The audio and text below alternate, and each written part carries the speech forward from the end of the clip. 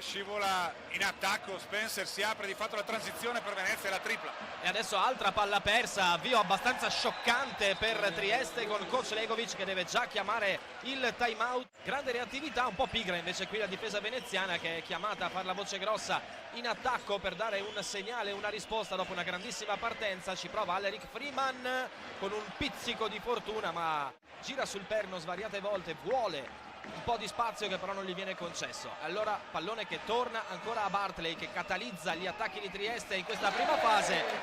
Va da Freeman, movimento di Watt sotto canestro, duello con Spencer, il gancetto, il marchio di fabbrica di Mitchell Watt che indovina, non realizzativa di Trieste. Ultimo possesso per la Reyer che ci prova con Granger, la tripla allo scadere del cronometro del primo quarto, 29-15, Venezia 17 Trieste. Ma ancora una volta una perla, il passaggio, quindi nel frattempo Gaines perde palla, il passaggio di Granger. Contropiede adesso con De Nicolao che va dentro, riuscendo ad accarezzare il tabellone. E Venezia si riaccoppia a uomo sulla rimessa.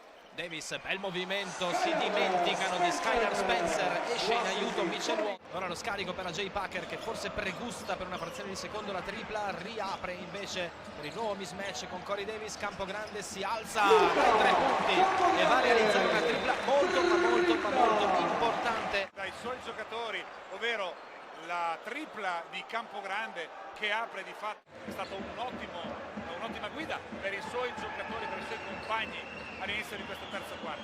E adesso è Bartley però a portare avanti i suoi. Di Packer che può riaprire per Corey Davis, cerca il gioco a 2 col pallone dentro, va invece da solo e trova un bellissimo arcobaleno che si appoggia dolcemente a canestro. Adesso è una bolgia all'Allianz Dome, Willis.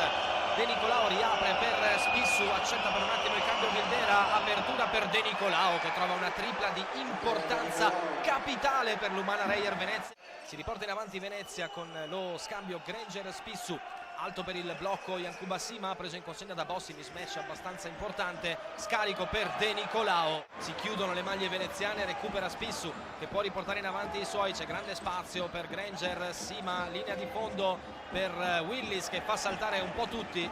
Sì, esattamente, sono stati bravi i giocatori di Venezia poi ogni volta a trovare il protagonista che gli ha permesso di ritrovare serenità e di accumulare un vantaggio considerevole